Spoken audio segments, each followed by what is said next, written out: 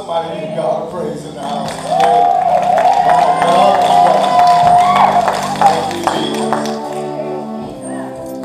So glad he stayed. So glad. So glad he stayed. Well, are you ready for a word from the Lord today? I said, you ready for a word from the Lord this morning? Glory to God. There's a word. There's a word from the Lord.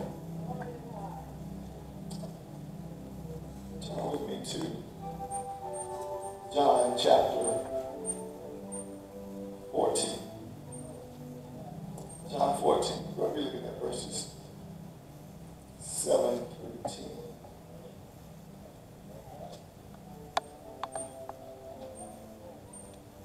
We don't mind all of the rest of it from God's word this morning.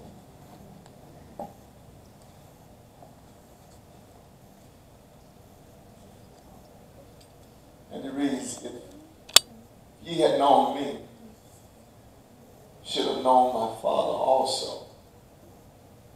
From henceforth, know him and have seen him. Philip said to him, Lord, show us the Father, and it suffices us. Jesus said unto him, have I been so long time with you, you hast thou not known me, Philip, that thou hast seen me, hast seen the Father. How sayest thou then, show us the Father? Believest thou not that I am in the Father, and the Father is in me? The words that I speak unto you, speak not of myself, but the Father that dwelleth in me doth the work. I paused because I just felt something in my spirit when I saw that verse. You found out that I'm in the Father, and the Father is in me. I want to speak from this subject this morning. Can I give you my subject?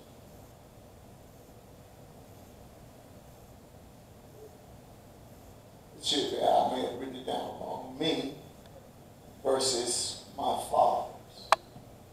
Me versus my fathers. You just saw something. And it said, Jesus said, I am in the Father, and my Father is in me. Now, I want to take that from the spiritual sense. I want to look at it from a natural perspective and remind you that your father and your father's father and your father's father's father is in you.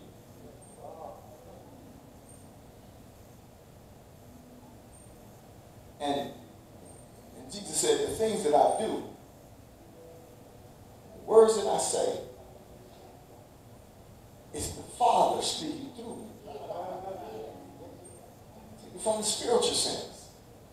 We'll tie it up in a minute. Maybe we'll get what we're talking about. Let's pray again. We're going to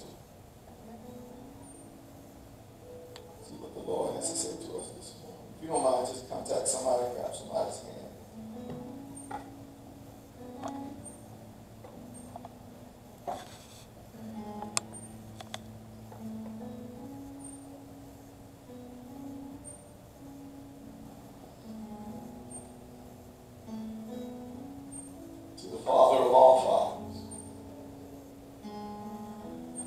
Say you happy Father's Day. Humbly come before your presence now. Asking you, God, to make a deposit in our life that will change the course of our lives. Give us a word that will bring us understanding of perhaps even why we are the way we are. Give us a word that will propel us into the destiny based on the families that you put us in. Father, we're ready to receive a word from you today that will change us forever in your presence. We open up our hearts. We open up our minds. We lay down our lives. That you will speak to us this morning. So we humbly ask that you will speak, Lord. Your servant is listening. In Jesus' name. Somebody say amen. Amen. Again, happy Father's Day to every father here this morning. The word father in Hebrew is the word Abba. Everybody say Abba. It is Abba in Hebrew. In the Greek, it is Pater or Pater. P-A-T-E-R. Abba, A-B-B-A. The Old Testament, the word Abba is used. In the New Testament, the word Pater is used. Both words mean the same thing. One meaning of the word father, Abba, Pater. One meaning of that word is source of life. Father means source of life. It also means sustainer. It also means supporter. Father as the source means that a father is the reason of somebody else's existence. He is the source of their life. Father as a sustainer means that a father makes sure that what comes from him, he keeps it alive. He sustains that thing. Father as source, or as supporter rather. Father as supporter means that the father is the foundation that everything else sits on. Okay? Watch this. The male is the foundation of the family. I heard one amen when I said that. Let me say it again. Let's try it again. The male is the foundation of the family. So then the question is, where is the foundation? Where is the foundation? Here's the answer.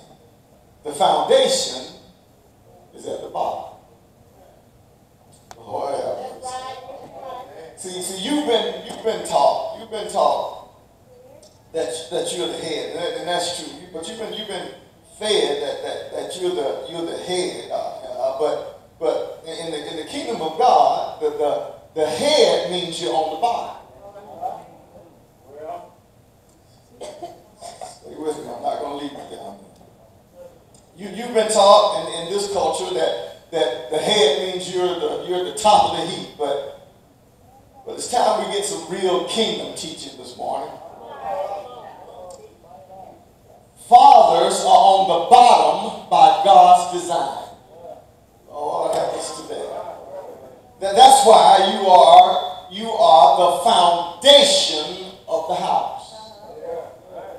Because you are carrying the weight of the whole thing. Oh, help me in here today. It's going to get good in a minute. As a father who's on the bottom and you're the foundation, you are carrying the weight of the entire family. Everything sits on you. Wish I had some real men in the house today.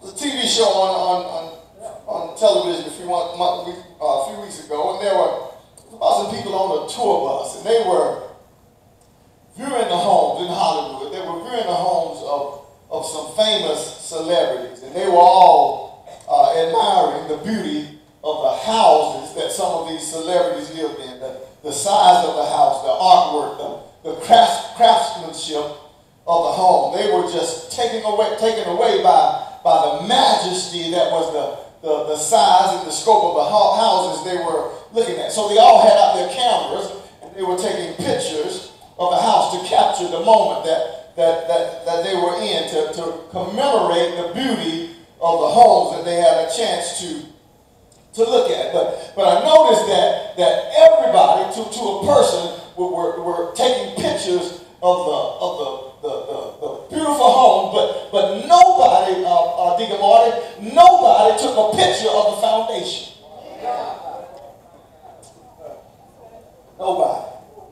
Nobody took a picture of the foundation, because here's why: because you can't see the foundation. And even if they could see it, it wouldn't mean nothing to them, because it's only a foundation. Didn't take a picture of the foundation because it was on the bottom. But it was a foundation that was holding up everything they admired. Come here, y'all. That means that a real man doesn't go around bragging about what he does for his family. It doesn't matter if nobody says a word about what he's doing. He just does it. Doesn't care if nobody sees him. Don't care if nobody take a picture of him. He just does it. Because nobody sees the foundation repairs, because the foundation is on the bottom of the house. Real men are content to just sit there on the bottom. I said real men are content to just sit there on the bottom, because real men understand, I'm here, but I'm holding up my wife, and I'm holding up my children, and I'm holding up my family, and I'm paying the bills, and I'm keeping the lights on. Y'all just went quiet on me. I'm keeping the lights on, and I'm making sure, watch this, not only that, I'm making sure my woman looks good. Said real men. Real men don't complain about paying the rent. Oh, have mercy. Real men don't ask for help to pay the rent. Oh, I know. Look, I said real men. I said real men. Real men don't ask for help. Real men will pay for your car loan. All right. Why? Because it's his responsibility. We'll get somebody to escort me out of here today. Somebody shout, every man shout, I'm a real man. I'm a real man. Even if you ain't operating in it yet, speak prophetically. Say it again, I'm a real man. Because he's the foundation that holds up everything, even when he's not getting the attention he deserves. Nobody recognizes me. Why don't they appreciate me? Why don't they show up for Father's Day like they show up for Mother's Day?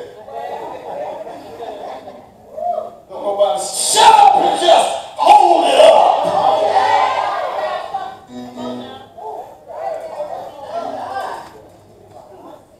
Only person that you ought to be concerned about knowing where you are is God. God knows where you are. God knows you're on the bottom. God knows you're holding everything up. God knows. Where's my picture? Move on. Let me show you this. Somebody shout, God knows.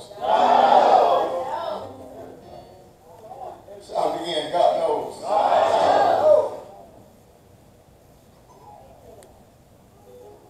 Here it is, y'all. You just stay here with me and hold it. If this is God,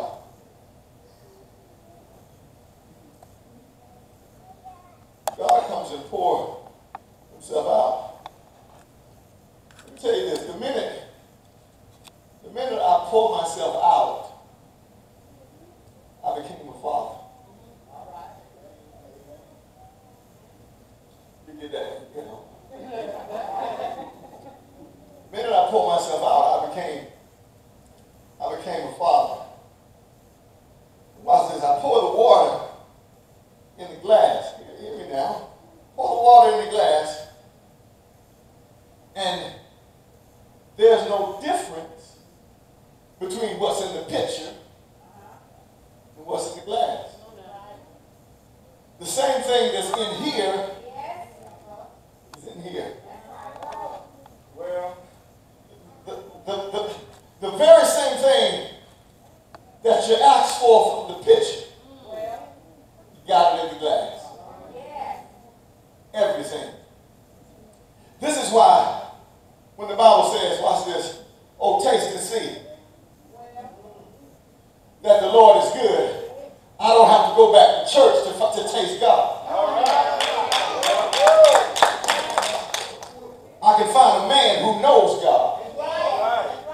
Taste of him and I'll see God. Okay.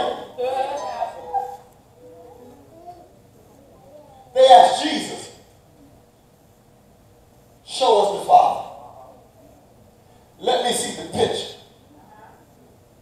Jesus said, have I been so long with you that you don't understand that when you've seen me, you've seen the Father? Don't you know that when you got me, you got the Father? Don't you know that everything the Father possesses is right here in me?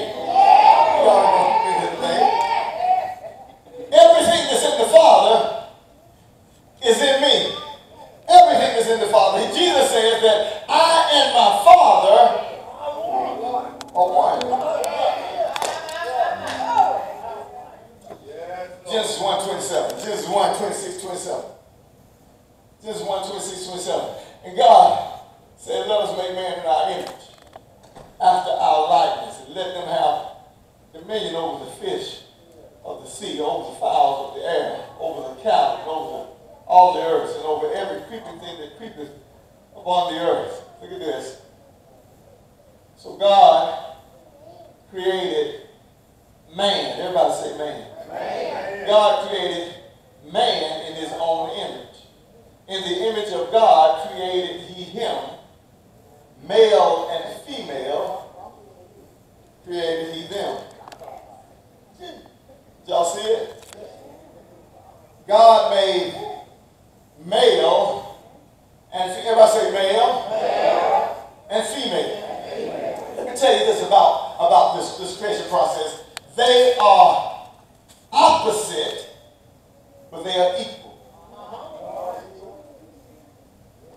Now that's important because you can't have anything that's opposite unless it's equal. All right, stay with me. You can't be opposite if you're not equal to that which you are opposite to.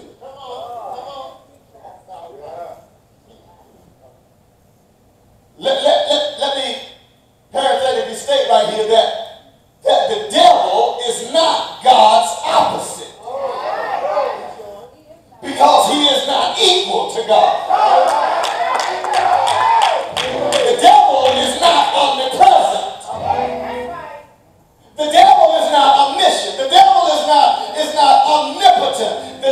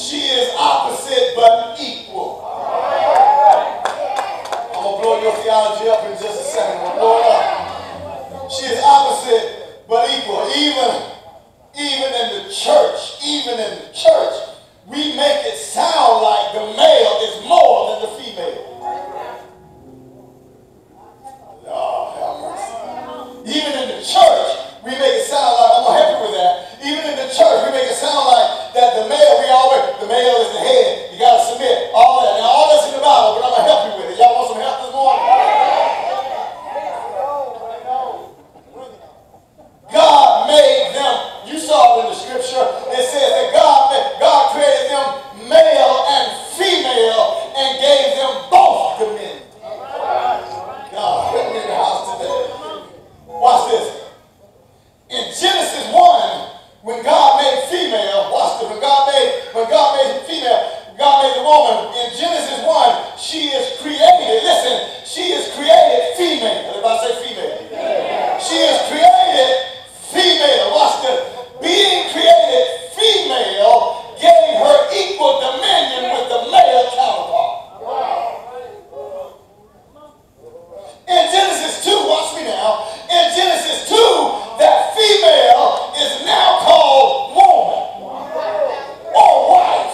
Same word, woman or wife. So in Genesis 1, she is female. In Genesis 2, she becomes woman. In Genesis 3, she becomes Eve, mother.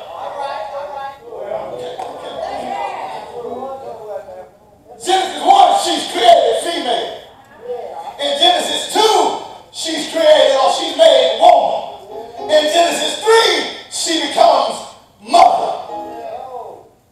But the whole time, through her transformation, she remains female.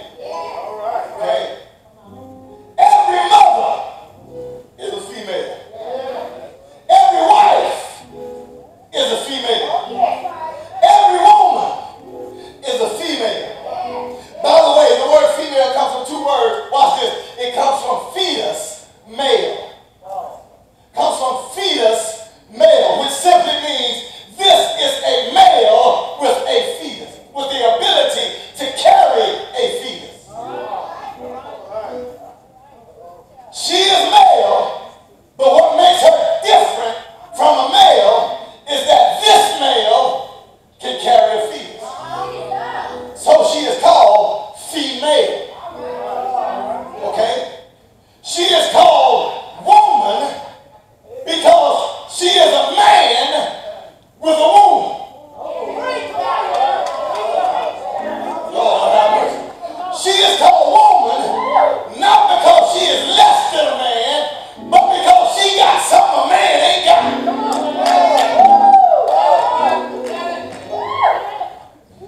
She is a man with a womb. You call her womb man, womb man.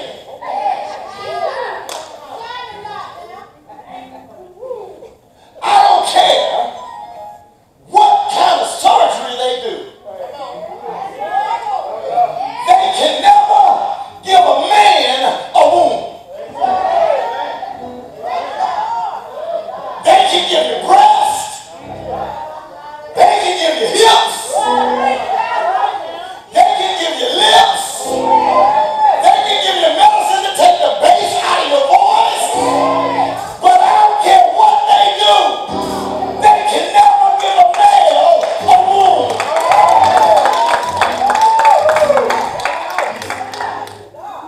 You might look like a girl. You might walk like a girl. You might smell like a girl.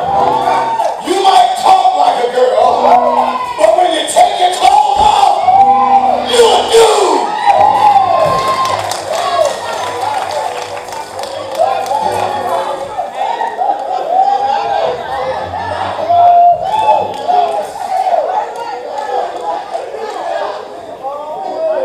Watch this. Watch this, y'all. Watch this. Listen to me, man. Listen to me. The female, different from the woman and the wife, the female never lost her dominion. When God said, let them have dominion, he gave it to male and female. Guys, y'all awful quiet on me. I'm going to get worse if you don't say something. Dominion is a shared responsibility. All right.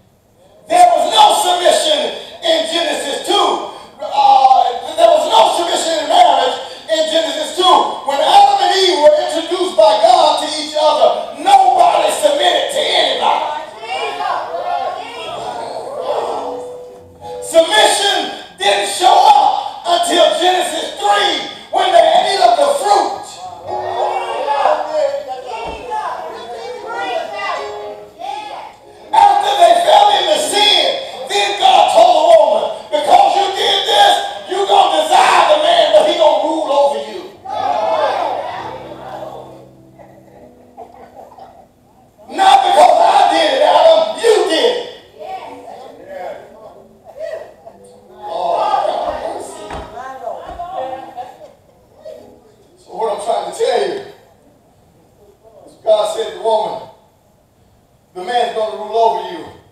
But that's not how she was created. That's right.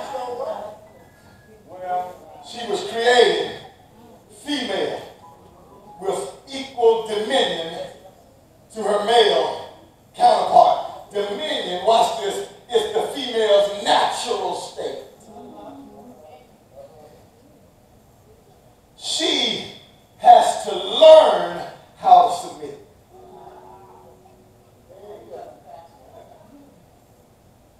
She has to learn, watch this, how to submit. So who does she submit to? God never said that women are to submit to men. Never. Never said that. God said that a woman, wife, is to submit to her husband.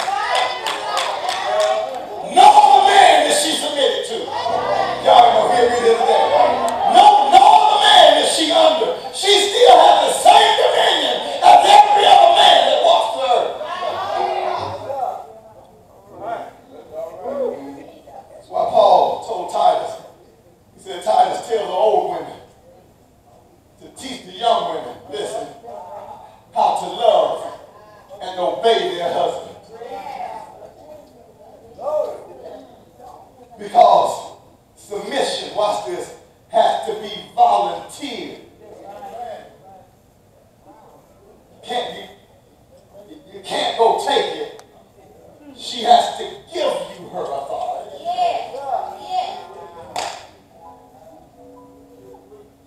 That's why men have to be careful when you try to make a woman submit. That's right. She'll revert back to her femaleness. She'll say, boy, what you talking about?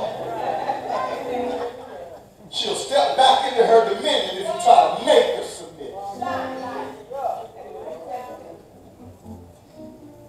Problem is, some women never lay down their dominion to make a home work.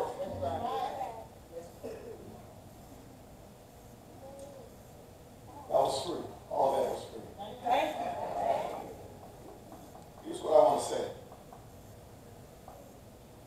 I need every male to stand up in here, right? Every male.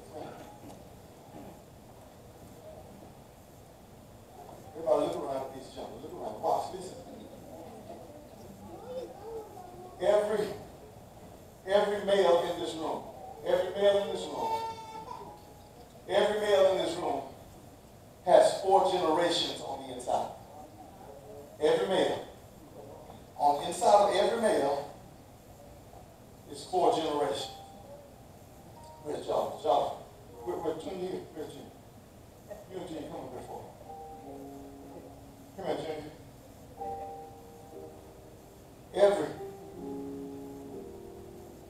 Every male has 4 generations. Come here, man. All right, Josh, give me this. Every male has 4 generations. And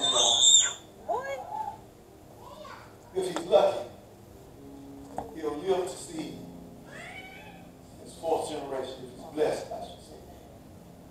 He'll live to see his 4th generation. I'm the 1st generation. Son Jarvis is the 2nd generation. My grandson Jarvis Jr. is the 3rd generation. I got one more generation. It has to come from my 3rd generation. Hear me when I tell you this. Just like the water in the pitcher, I poured myself into my son. And it is true when you see my son, you see me. It's also true when you see my grandson. You see me.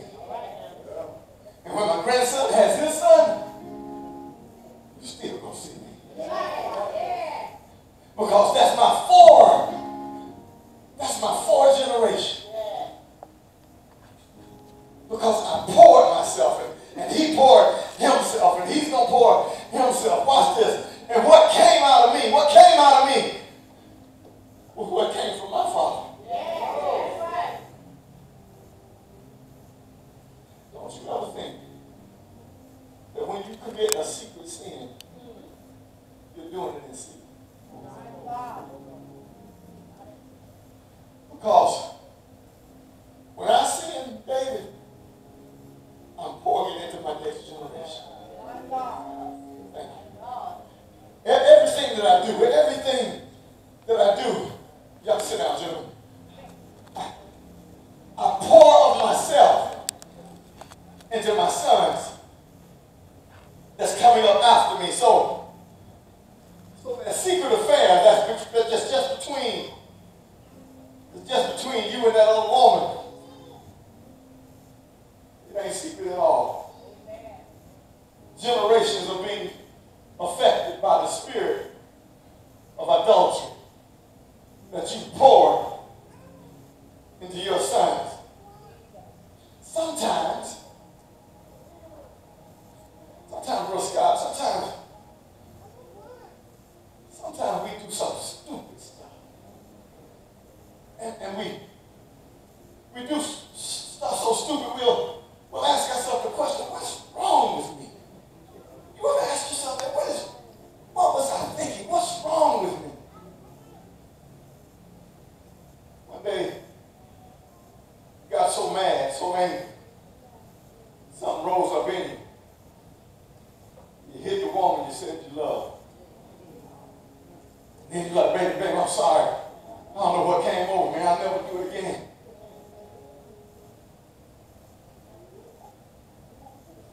Ask yourself questions like, why do I have this attraction to men? Why am I a man when I find myself liking men? You don't understand where it came from. You don't understand how that became a part of you. It's because somebody in the line of your fathers poured into you. You ask yourself, why am I addicted to these drugs? Why is it that I'm attracted to alcohol? It's because it was given to you by your father and your father's father and your father's father's father. Look at this. Exodus 37:4.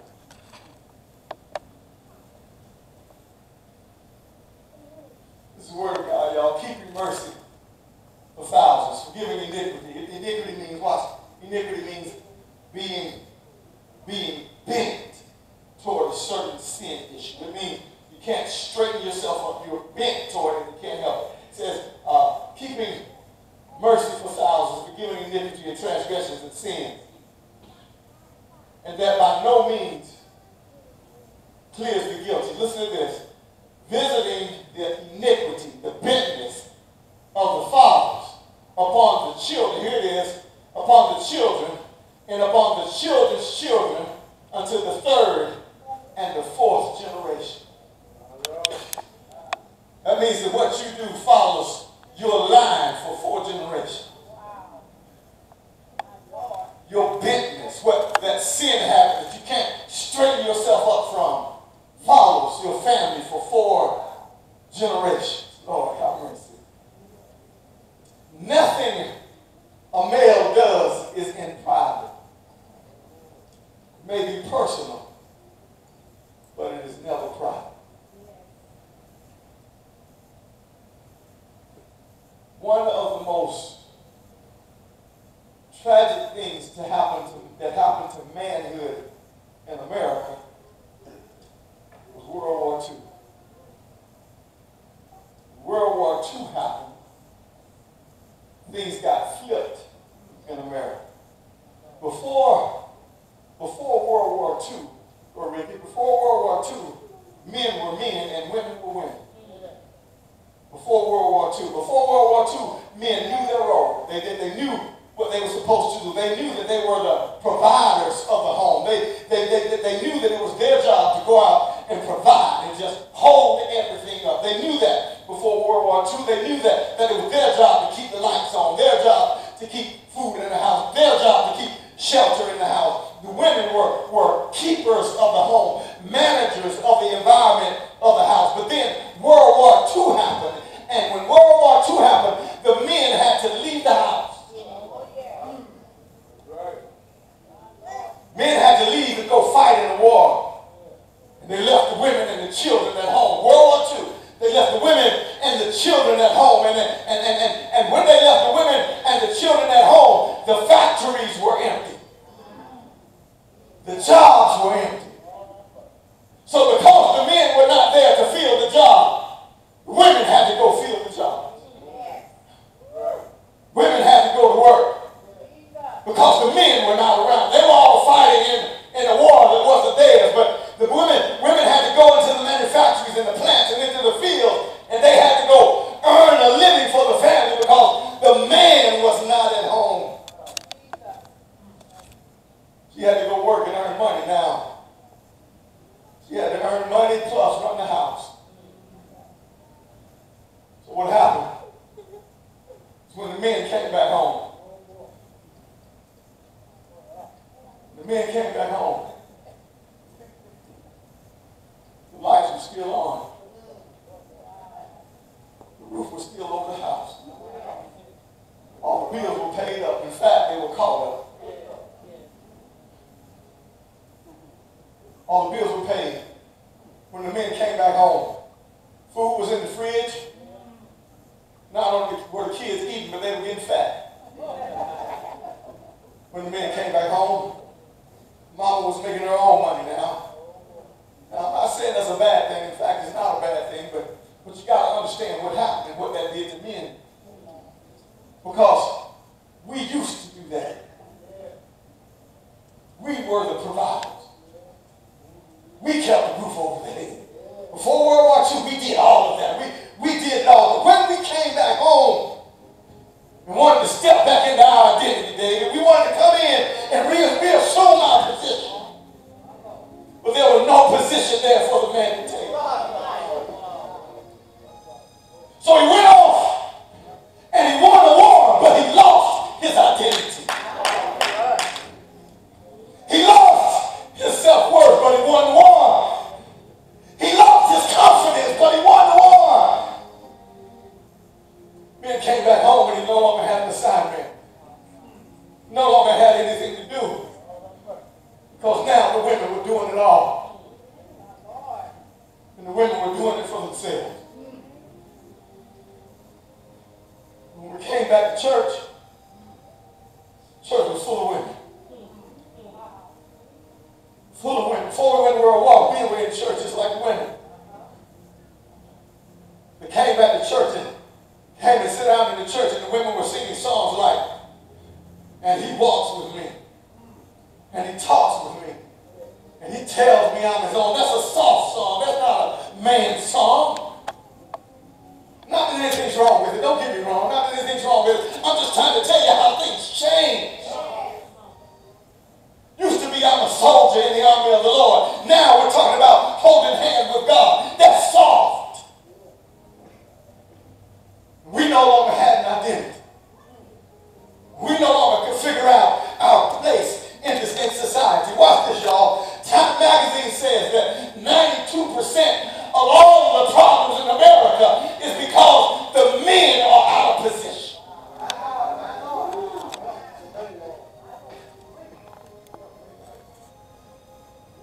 Jackie, we went off and we won the war. But we lost our respect. Well,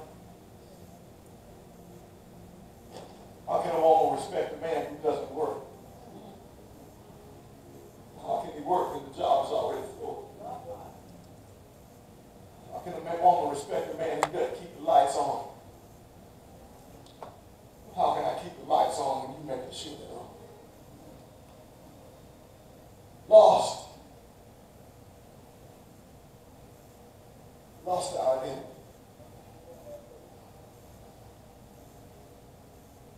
Can I tell you what's happening to the male today?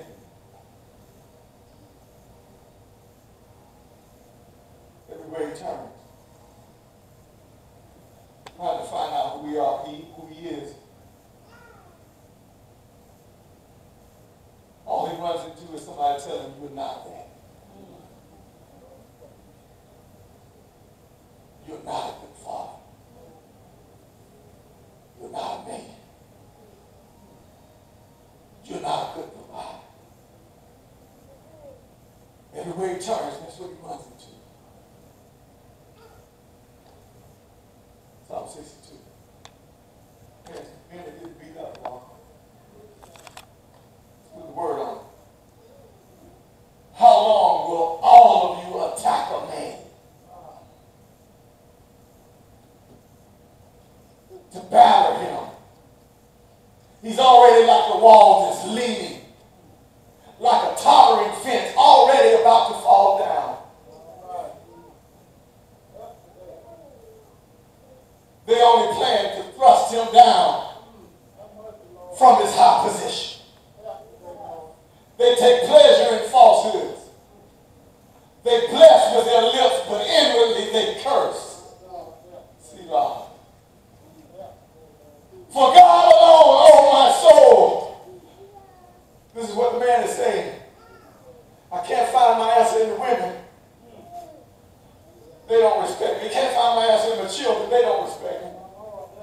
For God alone, oh my soul waits in silence. For my hope is in him. He alone is my rock, my salvation, my fortress. I shall not. This is what you got to say, man. I shall not be shaken.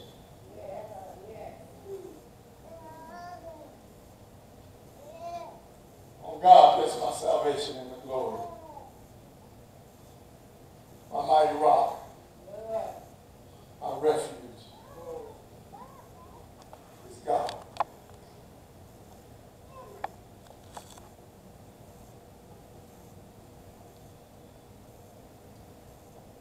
So, gentlemen,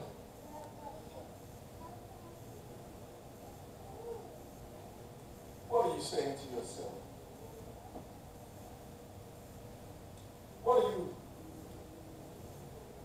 What are you saying to yourself? Because the Word of God says, as a man thinketh, so is he.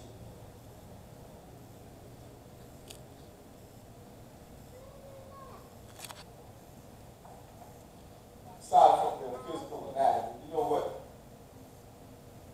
what the difference is between a lion and an elephant? The difference between the lion and the elephant is what they say to themselves. The elephant is so much stronger than the lion. The elephant is so much larger than the lion. He's even faster than the lion. The elephant is smarter than the lion. But the lion is known as the king of beasts. You know why he's known as the king of the beasts? He's known as the king of the beasts because of what he says to himself. He says to himself, I'm going to eat that elephant.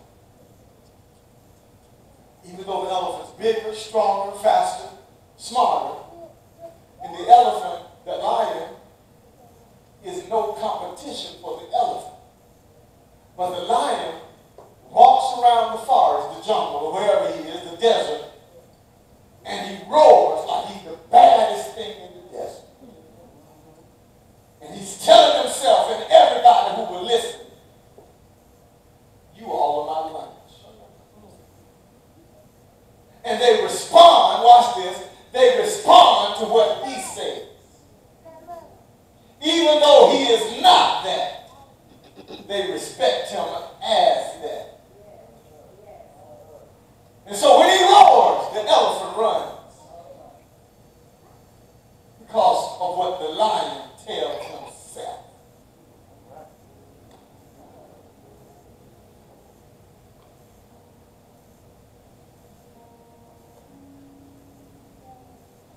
you saying to yourself?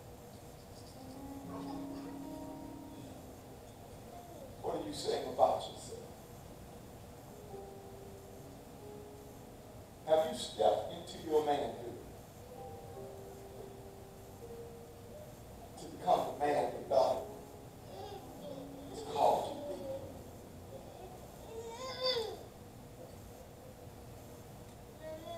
You know, the Bible says that for this cause, listen, for this cause, such shall a man leave his father and his mother and go cleave to his wife. They shall become one flesh. It says, for this cause shall a man leave his father and his mother and go cleave to his wife, and they shall be one flesh. Listen, the Bible never says, the Bible does say that the man leaves his father, right? Shall a man leave his father and mother? The Bible says that a man leaves his father. The Bible never says that a woman leaves her father.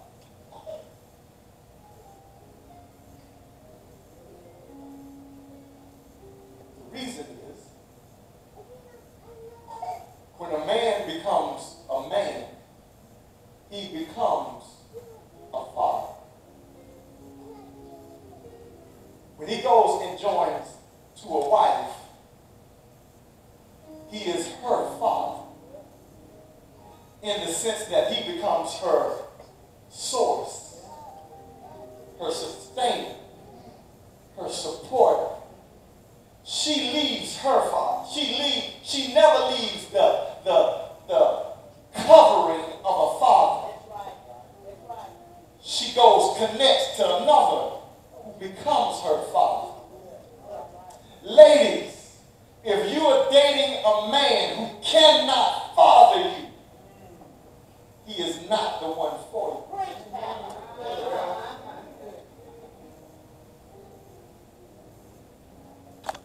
He's not ready. If he cannot, listen, oh, if he cannot have you a house to live in, I ain't talking after you get married.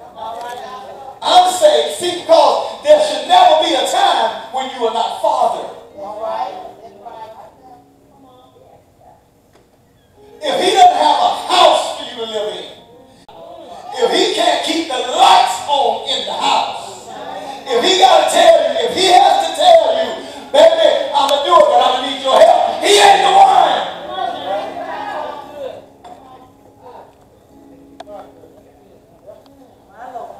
Because he's not a father. I said that a woman shouldn't help, no. But she should help because she wants to, not because she has to. She needs to have the peace to know that if she can't work, you got this.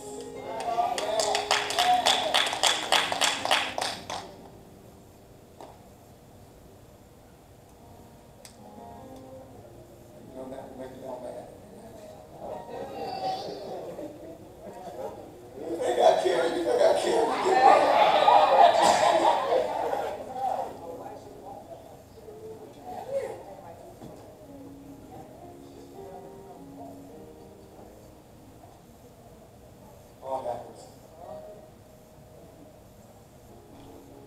Listen, don't. I say it like Mama used to say it. Don't get so hot in the drawers that you got to get married just for sex. Big mistake. Big mistake.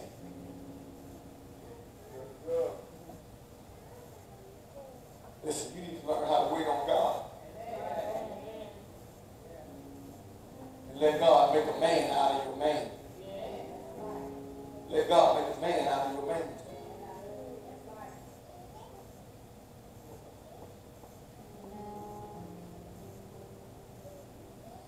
Men, we don't have any excuse. It's time for us to grow up. Can I get an amen?